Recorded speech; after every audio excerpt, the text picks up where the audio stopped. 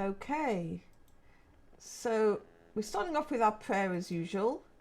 Okay, ריבונו עולמים ואדוני אדונים, אב רחמן וסליחות, מודים אנחנו לפניך, אדוני אלוהינו ולאבותינו, בקידה בשתחוויה שקרבתנו לתורתך ולעבודתך עבודת הקודש, ונתת לנו חלק בסודות תורתך הקדושה, מה אנו אומר חיינו, אשר עשית עמנו חסד גדול כזה.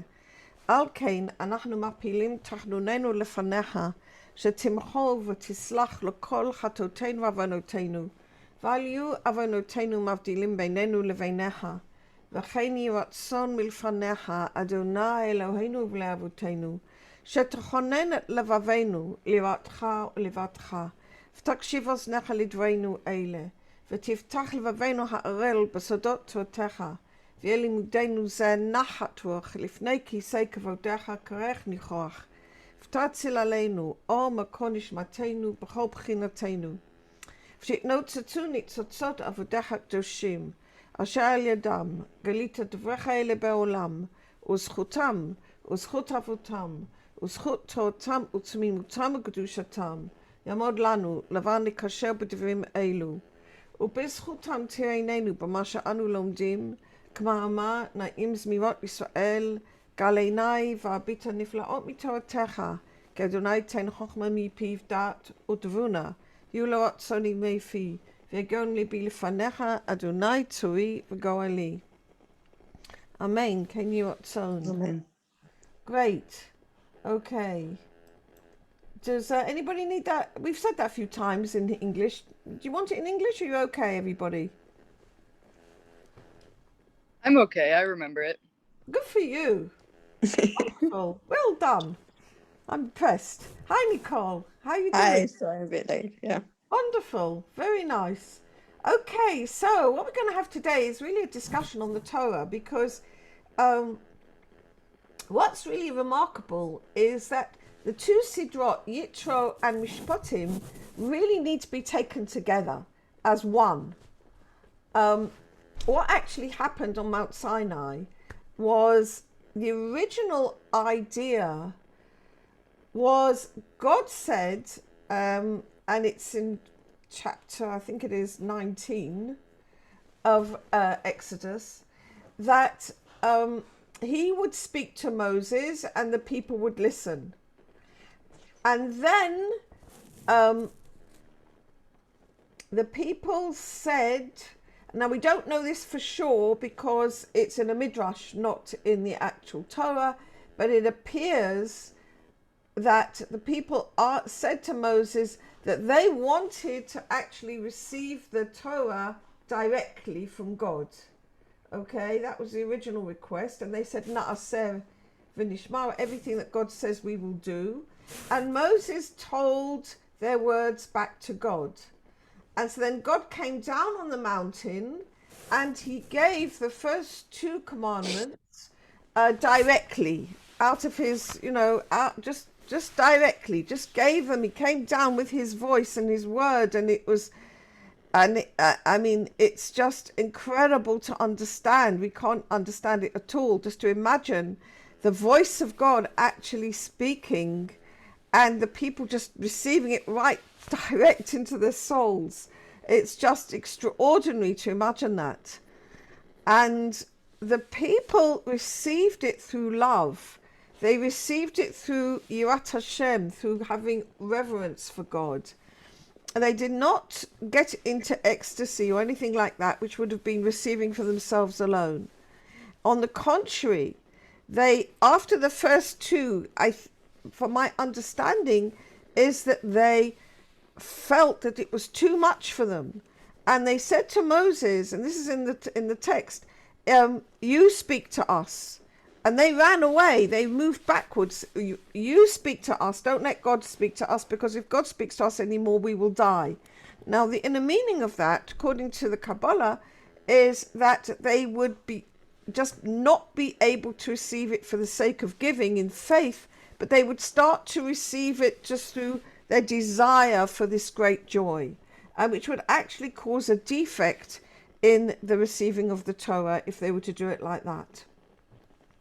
So Moses actually, in his sort of discussion of this in Devarim, in Deuteronomy, when he's actually looking at this whole situation and he's reminding them of what happened, he actually is kind of shows that he was upset with the people that they didn't want to hear it directly from God any longer. Because he thought that if we heard the whole of the Torah directly from God, we would never be able to disobey it. It would be so indelibly, engraved on our souls. We would never be able to disobey it. We would just be doing it, okay? But God actually upheld the people, that to do something from Yirat Hashem, from reverence, and come to it with that free choice. God actually upheld the people in this circumstance, which is very interesting. So what actually happens is that you've got Yitro, which is the Ten Commandments, which we had last Shabbos, and which we actually have the mud of Har Sinai. But in actual fact, the next Sidra, which is on this Shabbos coming, is Mishpotim, and this actually really and truthfully is a continuation of the giving of the Torah, okay? Except that this time, instead of the Ten Commandments given, at that Ma'amad on Har Sinai, we're actually getting the details. And it's fascinating to look at those details, because one of the things that we see is that most of those details which are in the Sidra of Mishpotim deal with the relationships between man and fellow man, okay?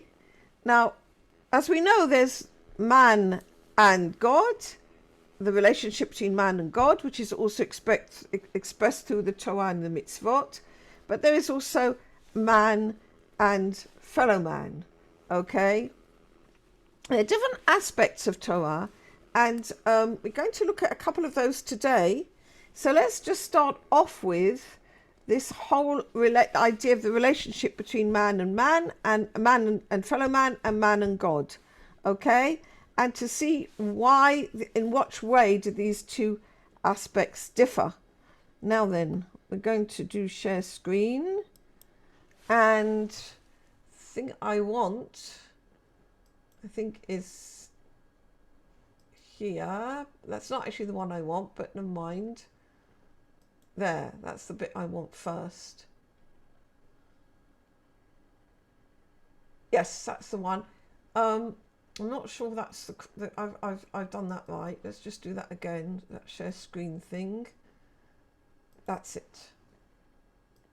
There. Okay, right.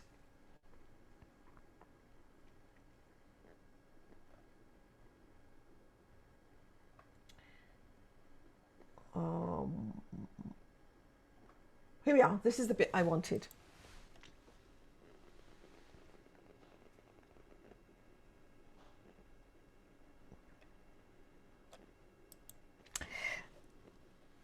Many people have a somewhat distorted idea or only a partial view as to what Torah and mitzvot actually consist of. I'm reading this from my book, Tapestry for the Soul, which is the introduction to the Zohar, okay, with lots of other writings to explain it. This is true of both the secular and the religious Jew. Rav Ashlag, when he uses the term Torah and mitzvot, is referring to all the mitzvot, those that are practiced between a person and God, and those that are carried out between a person and his or her fellow. And not always do we remember that the mitzvot of not gossiping, not hating, not taking revenge are mitzvot of just as much importance as are the ritual mitzvot between the person and God. On the contrary, the mitzvot that are carried out between a person and his or her fellow have an additional value, as Rabbi Ashlag explains in his book Matan Torah. So when we talk about mitzvot of the Torah, which is what we find in the Sidra Mishpotim, we really do have to remember that the mitzvot also, and in fact primarily, deal with the ethics of our conduct between man and man. Okay, or I'm using man in broad tense. I don't mean a gender tense. Okay, human and human, fellow and fellow. All right. And I think that this is very important to emphasize, because I think this is a place where we can actually bring all parts of the Jewish people together. I really do. Everybody's got different levels of observance on the more ritual aspects of Torah. Okay, some people keep Shabbat this way, some people keep Shabbat that way. Okay, some people have not been brought up religious, some people have been brought up religious. But as regards our conduct between man and our fellow man, I think everybody's equal. We're all on an equal playing field, all right, because we all interact with each other.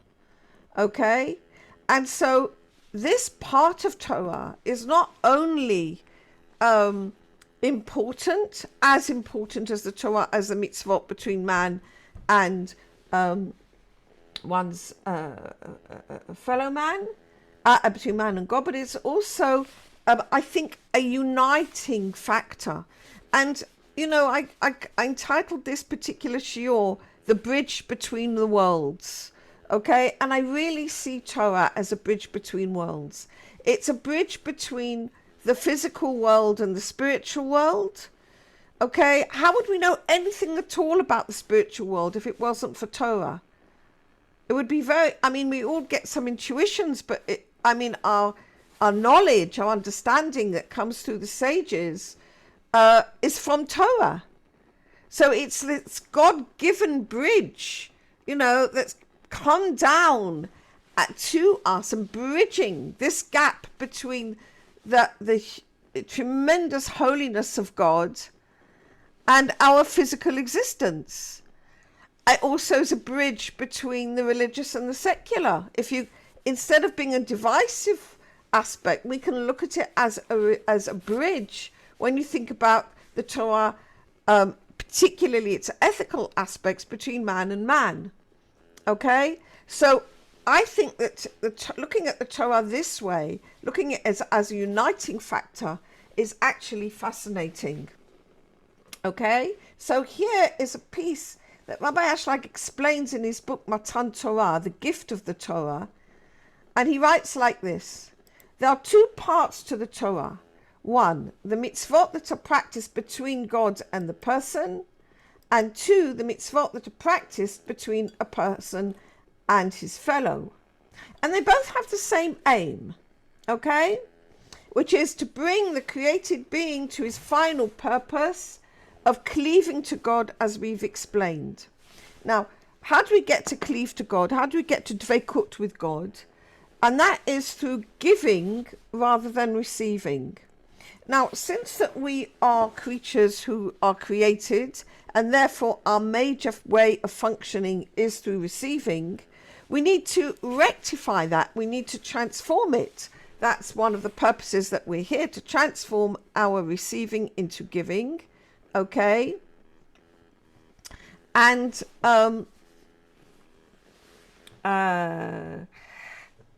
the way to do that, and since we don't know how to do it naturally, the way to do it, we need help with that, is through the Torah. We're going to look into that in a little bit later on. Okay? So through the Torah, we can transform our receiving into giving. Okay? And so both the mitzvot between God and the person, and the mitzvot between a person and his fellow, bring us to that same aim. Okay? More than that, he goes on to say the practical aspect of both types of mitzvot is exactly the same. When a person performs an action for its own sake, without any admixture of selfish love, that is, without getting any use out of it for himself, then he actually doesn't feel any difference in his action, regardless of whether he's working for the love of his fellow or for the love of God. This is actually true, because when you put yourself aside, it doesn't make any difference to you anymore, whether you're working for another person or whether you're working for God. You're working for something which, basically feels different from yourself. Okay. and your focus is on the other rather than on yourself, and you don't actually feel any practical difference, because in a sense, when you're working for your fellow man, you're working for God. There isn't any real difference, providing it's unconditional. If you're doing something for somebody because you think you're going to get a favor back the next day or whenever it is, then that's not what he's talking about here. Okay? That's not that feeling of unconditionality. But if you're doing it something really unconditional, then really you don't feel any difference. This follows from the natural principle that applies to every created being, that anything that's beyond the normal boundaries of his self seems to him to be as something empty and completely unreal, because we can't imagine anything beyond ourselves. Okay? Everybody has an inner experience of himself, okay, which seems to fill up the world, okay, and beyond that seems empty and unreal. Okay? So even every movement that a person makes in the direction of loving his fellow, he does with some type of recompense, usually in the belief that any kindness he offers, others will in the end come around and benefit himself. But for this reason, such acts cannot be designated as love of another, because they're judged according to the person's ultimate reason for performing them. Okay? So this is not talking about that. He's talking about if you're doing something only completely unconditionally, all right, then indeed you feel like you're stepping out beyond the boundaries of oneself. Okay? And you can't do that. How can we step out beyond the boundaries of ourselves? And the reason we can is through the Torah. So the Torah is really acting as a bridge between the world of our little self and somebody else's world. Do you see what I mean? You can really see the Torah, how it makes that bridge between our world and our connection with God. It makes a bridge between our world and somebody else's world from a true place. Now, he says if you're doing it in order to get something back, that's not that, because you're basically just working for yourself. Okay? So that wouldn't take you out of the boundaries of yourself. But if you're doing something unconditionally, then that will do it. But of course, we don't know how to do something unconditionally unless we're taught how to do it, because it's not natural in that sense. All right, the soul finds it natural, but we're not very aware of our souls. It's our ego which finds it unnatural. It's like Pharaoh said, who is God that I should listen to his voice? Okay, all right. So that's the ego in our saying. Okay, so that to get to find the way forwards, we need the Torah. Rav Ashlag gives a very beautiful discussion on this. He says, imagine that you are a vegetarian and all you eat is vegetarian food, okay? And then an important person is coming and you are being asked to, to provide hospitality. And this important person is coming and he eats fish and meat, okay? So you don't really know what to make for him. You don't know how to do it. You're not involved. You've never done that before, okay? So he said, wouldn't it be easier for you, and you would feel so happy if the important person's wife or secretary or something rang you up in advance and gave you a recipe, a few recipes, a menu, something that would give you a way to begin what to prepare. So he says, in a way, we're in that situation. We've got an important person, that's God, okay? And we want to make that connection with him. How do we do it? It's like the Torah gives us the recipe of how to cross that bridge, how to it's like that bridge. It makes that bridge between us and God, okay, or us and our fellow man. All right. And this is why he says we need that bridge to make any move or undergo any trouble only for the sake of the other, okay, whether it's God or whether it's our fellow human being, without any sparks of light coming back or without any hope of recompense which would ultimately benefit ourselves, is completely impossible from our nature. Therefore, only those who practice Torah mitzvot are fitted for this. As the person trains himself to fulfill Torah mitzvot just for the sake of giving pleasure to the Creator, he slowly and gradually removes himself from the lap of the natural creation and acquires a second nature, which is the love of one's fellow.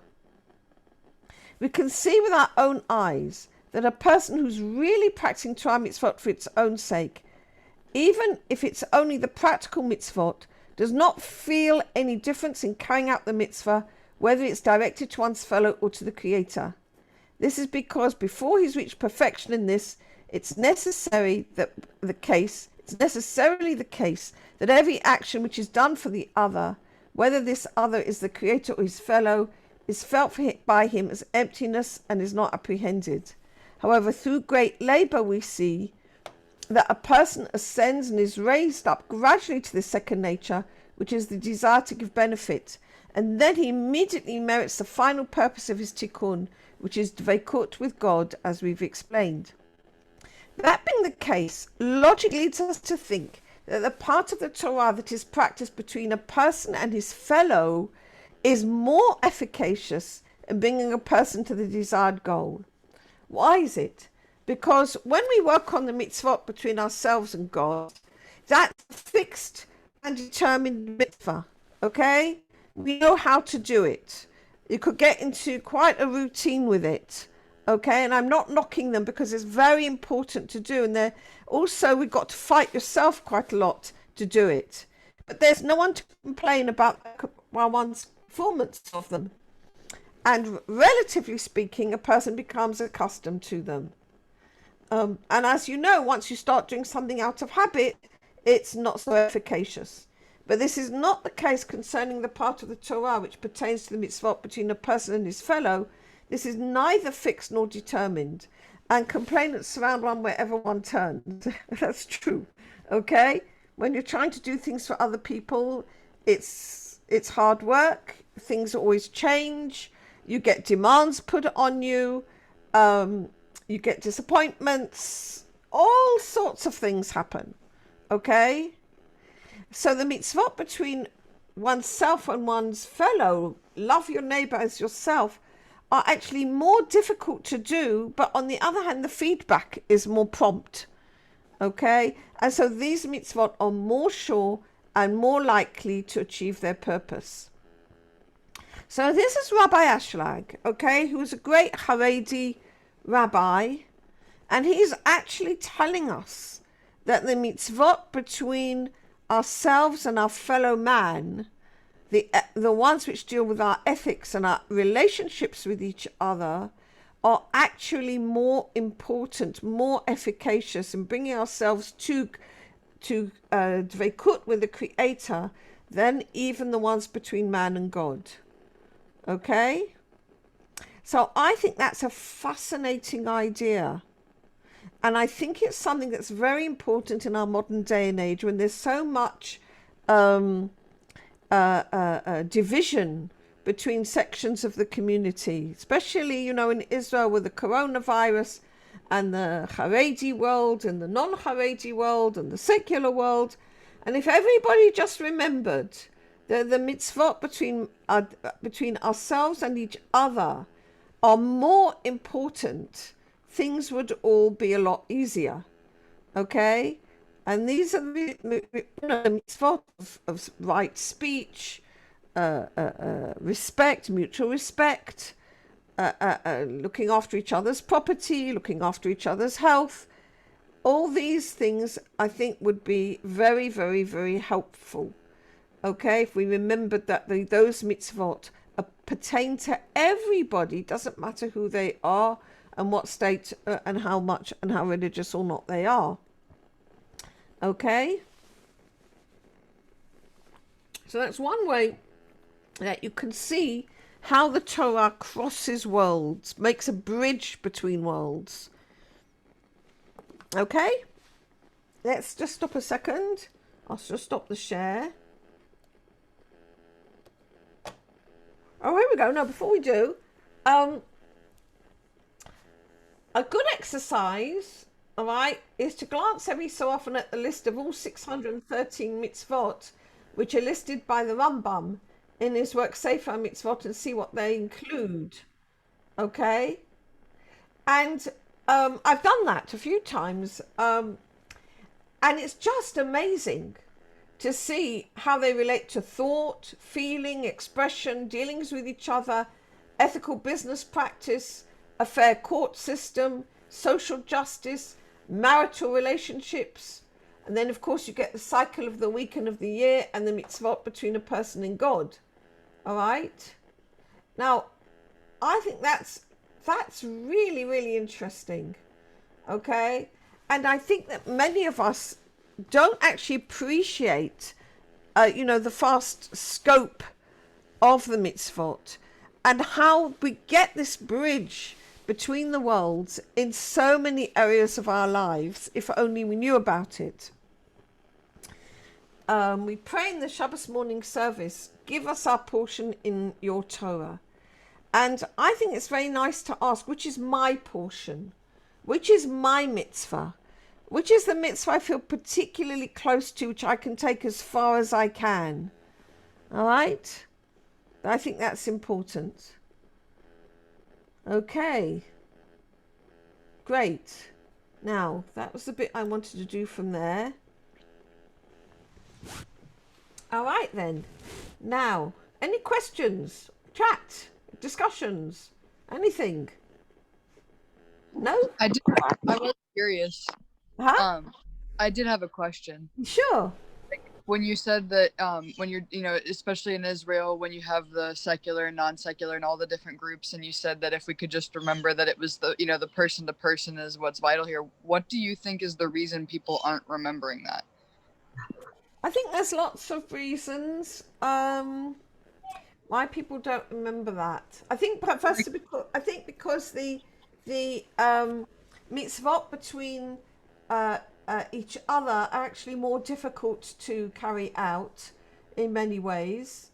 I think also we tend to identify according to, how religious we are, not religious we are, according to our mitzvot between ourselves and God.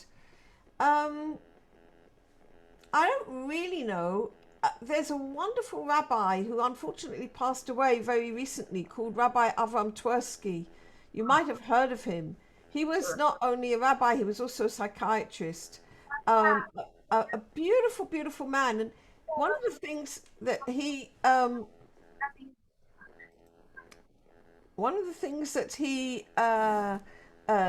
absolutely said is that when we don't keep Torah as a whole, it tends to get distorted. And I think that, over the 2,000 years of exile, especially, people tried, to hang on to Judaism by hook or by crook, and I think it did get distorted. And now that we're back in Eretz Israel, is a wonderful opportunity to come together again and have a new look at the whole Torah, at the wholeness of Torah. And I think that that's our job right now. I think our job right now is to bring that fact back in. I think the secular world, which doesn't learn Torah, is missing out tremendously on its own heritage. The Torah was given to everybody.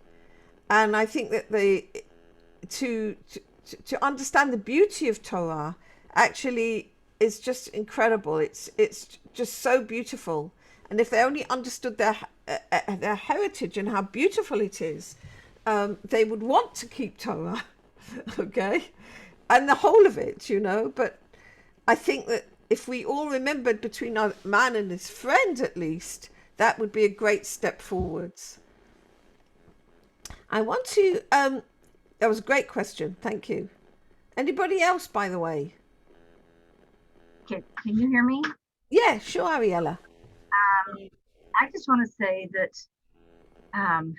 if we could just all come together, the Datilumi and the Haredi and the secular and the small and the Yamin, everything just come together, we'd have Geula Shlema. I just feel like that's what's holding everything up, is our divisiveness among the Jews.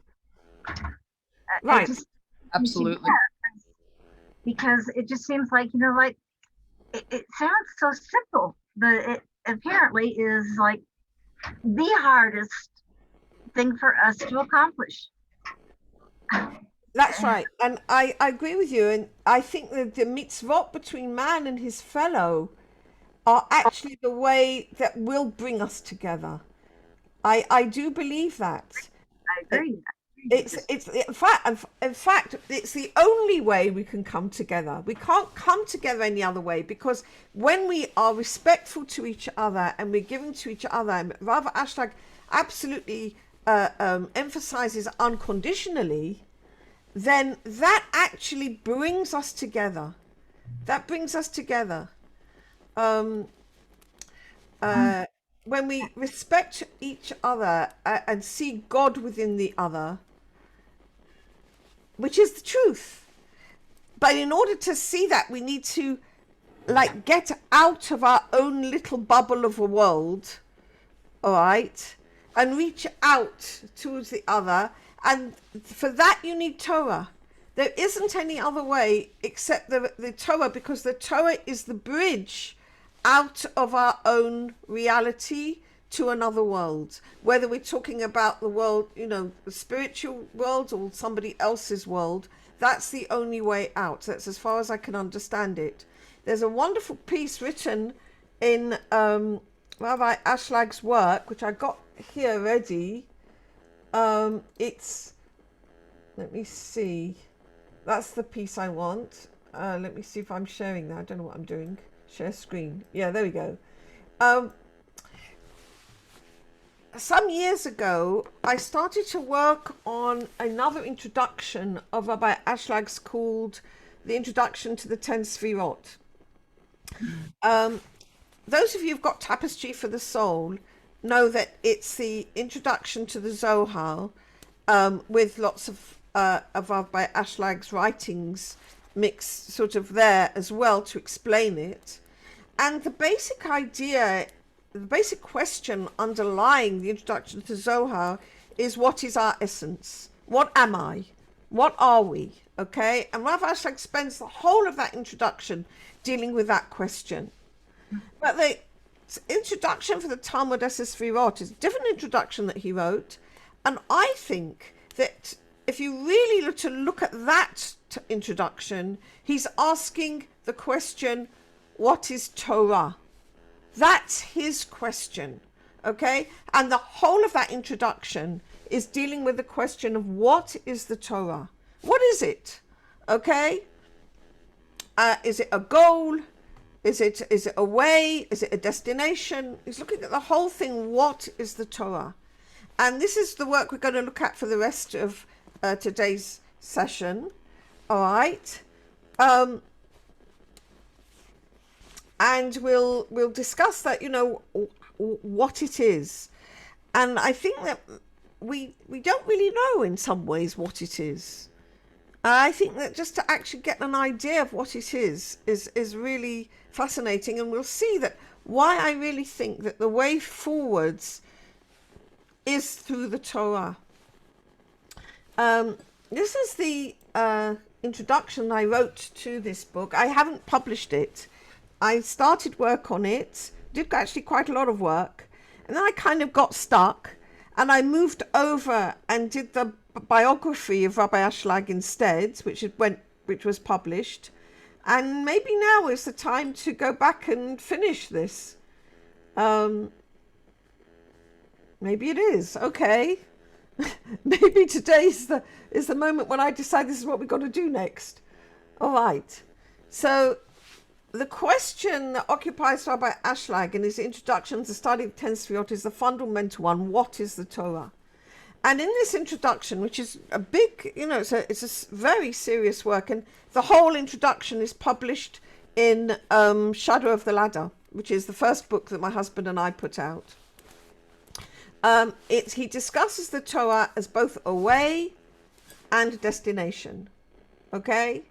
So we learn that the Torah appears in different garments, but its essence, its light, is one. Whether we're studying the revealed Torah and its practical application in the mitzvot, as in the Gemara, or whether we're studying the hidden Torah, as in Kabbalah. The Zohar teaches us that in their essence, the Torah, the Holy Blessed One, and the soul are all one. Now, both the written Torah and the oral law were given to Moses on Mount Sinai, and from that giving of the Torah on Mount Sinai, all the aspects of the Torah arise. Okay? And this idea that we need all the aspects is, first of all, was described, what that was first of all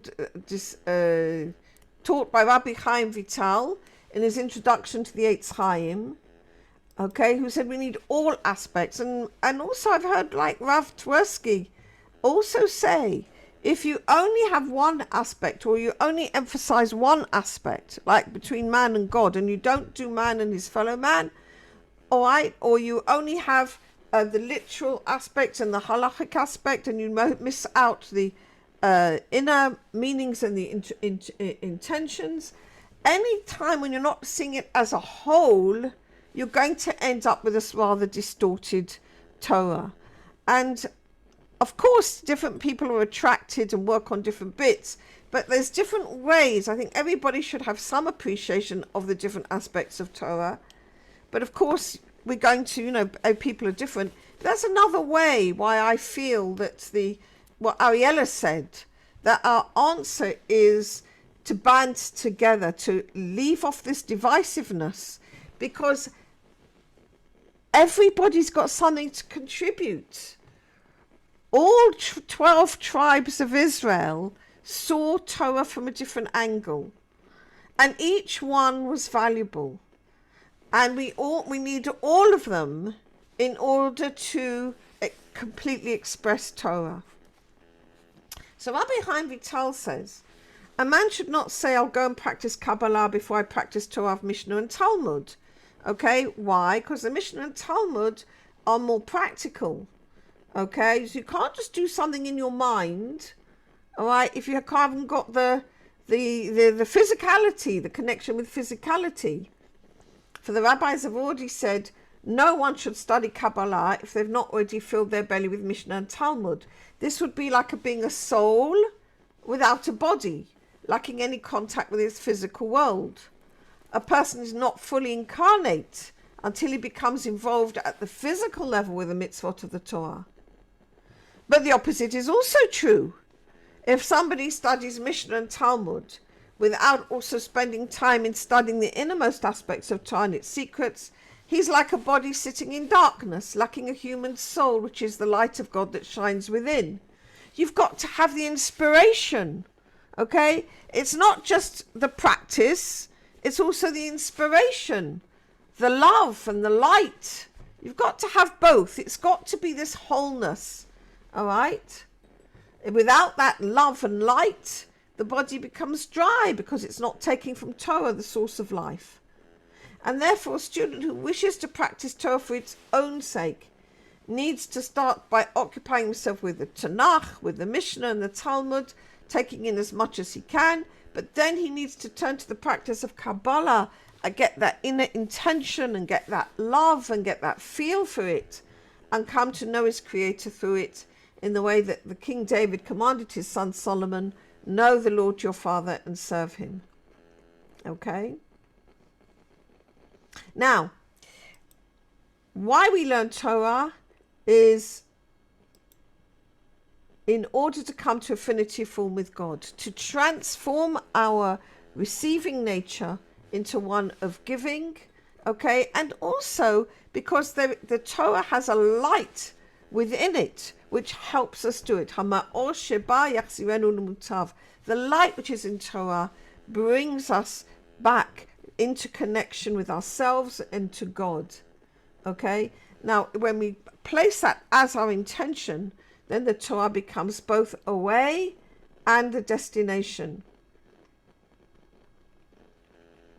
All right. Now,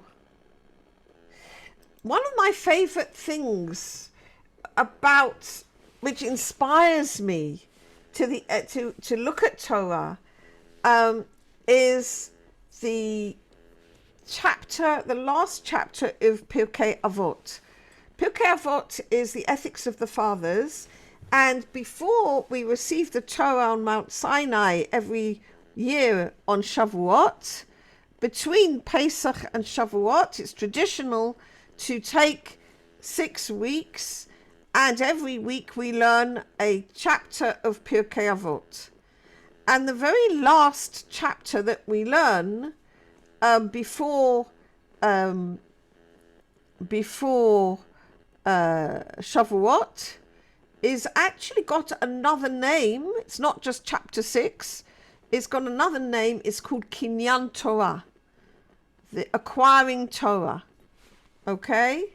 And the very first Mishnah in it, because the whole of the chapter is just about the Torah, and the very first Mishnah in it is one of my favorites. Rabbi Meir says, whoever occupies himself with Torah for the Torah's own sake will merit many things. Not only this, but the whole world becomes worthwhile to him. He's called friend, beloved, lover of God, lover of all people, one who gives joy to God, one who gives joy to people. He's clothed in humility and the fear of being separated from the Creator. He's fitted to be a tzaddik, a pious one, upright and faithful, keeping his fellow far from sin and bringing his fellow closer to God. Others rejoice in his counsel and in his wisdom, in his understanding and his fortitude. As they said, I have counsel and wisdom, I am understanding, I have fortitude. Sovereignty is given to him, governance and resource in judgment. The secrets of the Torah are revealed to him, and he becomes like an overflowing spring, like a river that does not cease. He's modest and long-suffering, forgiving those who insult him, and he is great and exalted over all God's created beings. Isn't that beautiful? You can see that the Torah itself opens us up to ourselves, to God, and to each other. We become friend, beloved, love of God, love of all people, one who gives joy to God, one who gives joy to people. We're humility. We not only ourselves being afraid of being separated from God, we keep our fellow far from sin and bring others close to God. Isn't that lovely? He's modest and long-suffering, forgiving those who insult him. Isn't that wonderful? From this you can really see the joy of Torah. Yeah, was somebody saying something? I was just agreeing with you. I was saying it was really interesting. I think it's one of the most beautiful things. It's sort of the piece that I want to stick on my fridge. Yeah, absolutely. Did you say that was from Pirkei Avot? Yeah, it's the very first Pirkei Avot. It's Pirkei Avot, I think, is actually in itself got 5 chapters from, if you look it up in the actual Mishnah. But if you find it in the Siddur, you'll find it's got 6, because the last one that we say just before Shavuot doesn't actually come from the Mishnah Avot. It's from the Pirkei de Rabbi Natan, and it's called Kinyan Torah, and it's the additional chapter that we say before Shavuot. Because, and we say it on purpose because it's called Kinyan Torah, because it's so incredible. No. What does Kinyan mean? Kinyan means acquisition, acquiring Torah. Yeah, I mean the whole of that chapter is just incredible. And when I first looked at Rabbi Ashlag's introduction to Talmud Sfirot, it happened to be at a time when my kids were learning ethics of the fathers at school. They were in primary school then. You know, I don't know what you call it in America. The junior school, you know, they were kids. And one of them, they had to learn they were doing some quiz or something on it. And so I was learning it with them. And it suddenly struck me that Rav Ashlag could have been writing, like in his introduction to the Talmud Sfirot, on this whole question of Torah. I was wondering, was he writing a commentary on this chapter of Pirkei Avot, or was Pirkei Avot a commentary on his chapter? It was just so incredibly intertwined. It made so much sense that I really got very excited by that idea. And I did quite a lot of work on that whole thing, which I can share a bit more of it, actually. Where are we? I made a mark here. Right. Of some other pieces that I wanted to share with you. Right, let's start off with this. This is also from Rabbi Ashlag's introduction to the study of 10 Sfirot. And I said, I started to interweave, you know, other pieces of Torah into it to see how it would work. Life in Torah. Introduction to study of 10 Sfirot. Can you see that okay? Yes. Or maybe I forgot to stop the share. No, it's fine. We have it. Oh, bless you. All right, thank you. We have it. There, page 11. Yeah, great. They say if you're doing Zoom, you really need two screens to see what you're doing, and I think they're probably right. Okay. Introduction to the study of the 10 Sfirot. It is certainly the case that someone who's not yet tasted the life of fulfillment in Torah mitzvot can neither understand nor experience that God is good in the way that the sages have taught, that God's whole intention in creating man was only to give benefit to all, and therefore the best recommendation for such a person is to begin to practice Torah mitzvot in the correct way. He means by the correct way, unconditionally. And this is what the Torah itself says: see, I've set before you this day life and good, or death and evil. That's from Deuteronomy. So that was the piece that Rav Ashlag wrote in his introduction. So I thought, okay, I'm going to look in Deuteronomy and we're going to see what it actually says there. And this is what it says. Behold, I've set before you today life and good and death and evil. Inasmuch as I command you this day to love the Lord your God, to walk in his ways and to observe his commandments, his statutes and his ordinances, so that you will live and increase. And the Lord your God will bless you in the land to which you are coming to take possession of it.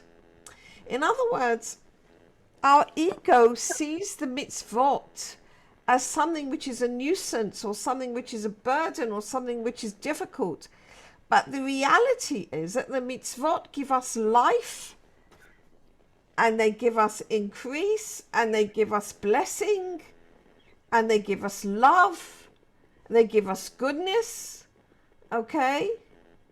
And the opposite, if we don't do them, is just to carry on, and we can see what happens in the world when we don't. We get death, we get evil. I mean, it's just obvious as anything could be. Yedida, Yeah. could I also add, I learned with another rabbi. Oh, I've started a few years ago learning how that, which I wasn't aware, that it's not even doing the mitzvahs for personal reasons. A lot of times we, sometimes think of the mitzvahs as something taken away, like they're going to take away things we like to do or make us do things we don't want to do. And we see it in a more like a loss to ourselves. But actually, I was learning how much they affect the world in the spiritual ways. Like when we do mitzvot, we have this impact in the world of, in the spirit, and it goes out from us and certainly collectively. So it's like when I was learning this, I began to take mitzvahs much more seriously, not just for my personal benefit, but to realize that they had a profound effect in the world. And if we want to really do tikkun olam, that's how it's done. And it's not just, it makes us personally feel better, helps our family life. I mean, it does that, but it goes out, radiates out further than that from us. So that's absolutely brilliant, Devorah, what you're saying. It's 100% right. The Zohar makes that very clear. He said the Zohar teaches us that when we do a mitzvah, okay, and it can be any mitzvah that we're talking about, that the action that we do in this world radiates up to the next higher worlds, and then go to the next high spiritual worlds, and the next high spiritual worlds, and that actually causes changes in the spiritual worlds, which allows blessing to come down, not just to us. Let's say we're the person who did the mitzvah, but they come down to all the whole world. So you're 100% correct in what you're saying. And the Zohar actually describes this process. And it's the opposite as well when we don't do mitzvot. When Jews not doing mitzvot, we're doing harm in the world. So I think most people don't realize the extent. That's not emphasized in my experience, not heard, not encountered, not emphasized so much. So much of it's more do the mitzvahs for yourself, and not, which is true. You do need to do it, but maybe all these people want to repair the world and do all this. Well, if they want to do that, they need to do the mitzvah. That's repair the world. I was just saying, but even within this world, doing a mitzvah, it can like tip the balance between good and evil without even going up to the other worlds. Yeah, absolutely. Absolutely. Like, it changes the balance. It changes politics. It changes evil. We do something good, we have an extra piece of good in the world. Nicole, I agree with you. Just the very simplest level. Yeah, that's absolutely right. And do you know, like when you do something unconditionally, okay, it can be very difficult to do because, like I say, it takes us out of our own inner world, our own small world of ourselves, okay? And it can be quite difficult to sort of make that leap into something which feels very, like Rav Ashlag said earlier, like feels like unreal in a way, okay? But if we do that, I have to say that in my experience, every time I've really reached out to do that, something amazing happens from that, always. And unexpected as well. You get an unexpected good and incredible good, and you've no idea in what way that's going to come about. It's just beautiful. It really makes a tremendous change. And I think that this is exactly what it says here in Devorim, that the Torah gives us life and good. It gives us to live and increase and blessing, okay? It's really true. It goes on to say, but if your heart deviates and you do not listen, and you'll be drawn astray, and you bow down to other deities and serve them, then you will surely perish. And I think in this world that we're in today, the deities that we bow down to are not obviously, little idols of clay or whatever they used in those days. Okay, but we tend to make idols out of the politicians. We tend to make idols out of, materialism. And these are the deities that we have to be really careful of, that these are not, they're not real. That what is real and what will give us life is the Torah, because it makes this bridge.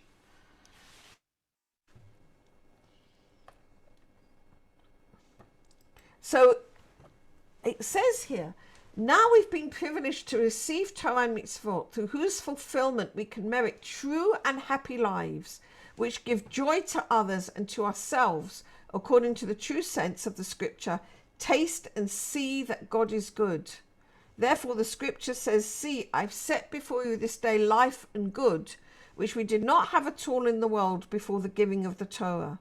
Because, like I say, the Torah is this bridge. We've only got a minute left. I can't believe it. The time just flew by. Okay, I want to read this piece before we go. All right.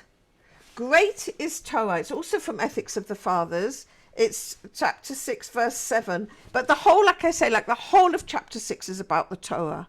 It's really beautiful. Great is Torah, for it gives life to those who practice it in this world and in the world to come. As the scripture states, for the words of the Torah are life to the one who finds them, and a healing to all his flesh.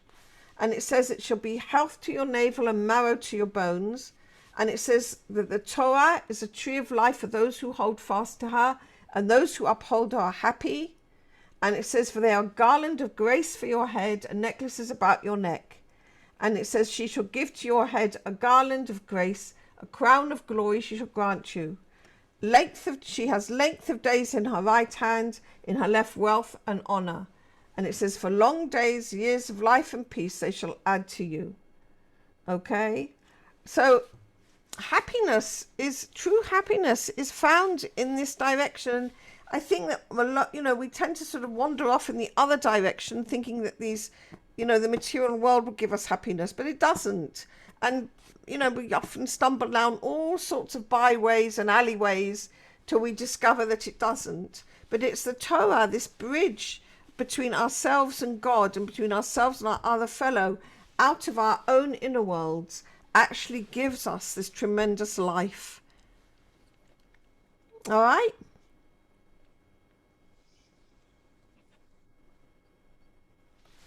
Yes, thank you.